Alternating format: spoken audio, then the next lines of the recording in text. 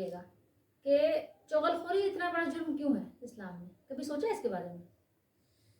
सोचें क्यों। इसलिए कि चुगलखोरी करने से दो खानदान आपस में लड़ जाते हैं। इसलिए चुगलखोर के बारे में आप सल्लल्लाहु अलैहि वसल्लम ने फरमाया कि चुगलखोर जन्नत में नहीं जाएगा। जन्नत में नहीं जाएगा से मुराद है कि अगर ईमान वाला है तो जन्नत में ज़ाहिर जाएगा, ये तो ज़ाहिर एक मुसल्लम बात है। लेकिन जन्नत में नहीं जाएगा कि मुराद ये है कि जब तक वो अपनी सज़ा नहीं भुगत लेगा। और आपको मालूम है कि दोज़ख की सज़ा, जहन्नम की सज़ा, अल्लाह ताला की तरफ से दी हुई सज़ा इंसान कैसे झेल सकता है। अगर आप इसको इस तरह देखें, इस फ्रेम में कि दुनिया में अगर आपको एक कमरे में बंद कर दिया जाए और सिर्फ एक सांप छोड़ दिया जाए, सांप को भी नहीं छोड़ दीजिए, एक बिच्छू छोड़ दिया जाए, आपको एक बड़े से कमरे में भी नींद नहीं आएगी। गौर करें आप। या उस कमरे का फर्श जो है गर्म कर दिया जाए, आपको नींद नहीं आएगी, उसमें आप गर्मी में उलट पलट करते रहेंगे। इसलिए चुगलखोरी करने से भी डरना चाहिए। चुगलखोरी का नुकसान बहुत बड़ा है। एक मैं आपको वाकया सुनाती हूँ चुगलखोरी के बारे में। वाकया ये है कि एक गुलाम बिक रहा था, पहले गुलामों का ज़माना था ना, एक गुलाम बिक रहा था। दूसरा शख्स आया था मार्केट में, गुलाम खरीदने आया था। जैसे भी हम जाते हैं शॉपिंग करने ना, तो पहले लोग गुलामों की भी शॉपिंग करते थे। जैसे हम लोग खुद्दाम और मुलाजिम नौकर रखते हैं, तो पहले लोग गुलाम रखते थे, गुलामों का ज़माना था। तो बेचने वाले ने कहा ये गुलाम है तो बहुत अच्छा, काम में भी बहुत फुर्तीला है, काम भी बहुत अच्छा करता है, सभी कुछ अच्छा है, लेकिन इसके अंदर एक खामी है, एक ऐब है। खरीदने वाले ने कहा वो क्या है? कहा कि ये बस चुगलखोरी करता है, इधर की उधर की इधर लगाता है। कहना चलो यार ये तो चलता है, काम में अच्छा है, इतना तो चल जाएगा ना, इतना तो चलता है, अच्छा ठीक है। खरीद के ले आया घर।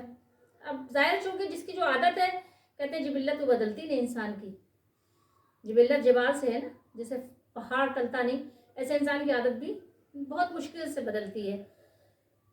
तो क्या हुआ, घर में भी अब उसको कोई मिला नहीं, मियाँ बीवी रहते थे, कोई और नहीं मिला चुगलखोरी करने के, तो मियाँ बीवी में चुगलखोरी शुरू कर दी।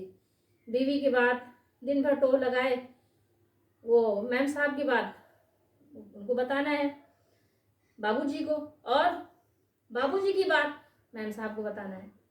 तो अब इस तरह करते करते करते करते क्या हुआ कि दोनों के अंदर ना कुछ दूरियां डलवा दी। उसके बाद क्या हुआ कि बीवी से एक दिन कहने लगा कि आपको पता है साहब जी जो हैं बाबूजी, वो कहीं किसी और खातून में इंटरेस्ट रखते हैं। कहने अच्छा, तो अब मैं क्या करूं? कहने आप ऐसा करें कि जब आपके बाबूजी सो जाए ना, तो आप थोड़ा सा ना बाल उनके जो है काट लीजिएगा, बाल कतर के आप मुझे दीजिएगा, तो मैं आपके लिए ना कुछ वो तावीज़ वगैरह, कुछ दुआ, कुछ धागा फुकवा के बनवा के ले आऊँगा, और फिर वो आपके बस गुलाम बन के रहेंगे कदमों में, आपके जो आप कहेंगे आपकी फरमाबरदारी करेंगे साहब जी। कहने अच्छा ठीक है। अच्छा, इधर तो खातून से ये कहा बीवी से, और उधर जाके उसके शौहर से पता है क्या कहा? कहने लगा कि साहब जी ज़रा आप होशियार रहिएगा, वो मैम साहब जो है ना, वो आपके ना आपसे ज़रा उकता सी गई हैं, अब वो आपको पता है मारना चाहती हैं, कोई बहाना तलाश कर रहे हैं, ज़रा आप होशियार रहिएगा, अपना ज़रा ख्याल रखिएगा। अब वो भी ज़ाहिर है चौकन्ना थे। अब क्या हुआ, एक दिन बेगम साहब ने समझा, बेगम साहिबा ने, कि हमारे शौहर सो गए हैं। उन्होंने क्या किया, उन्होंने एक छोटी सी कैंची ली और गई कि थोड़ा सा बाल कतर लें। अब बाल कतरने जब गई तो वो साहब जाग रहे थे, होशियार थे, चौकन्ना थे। उन्होंने जब हाथ में कैंची देखी, वो पकड़ लिया और गुस्से में आ गए, तैश में बीवी को मार डाला। अब जब बीवी को मार डाला तो बीवी के घर वालों को खबर पहुंची, फिर वो लोग सारे आ गए, उन लोगों ने क्या किया, इस आदमी को मार डाला। अब क्या हुआ कि दो खानदान आपस में फिर लड़ गए, गुत्थम गुत्था हो गए। तो इसलिए चुगलखोरी बहुत बड़ा जुर्म है। चुगलखोरी करने से आपस में घरों में लड़ाइयाँ, झगड़े, फसाद बर्पा होते हैं। इसलिए चुगलखोरी की आदत को तर्क कर देना चाहिए। हदीस शरीफ में इसकी बड़ी वईद भी है।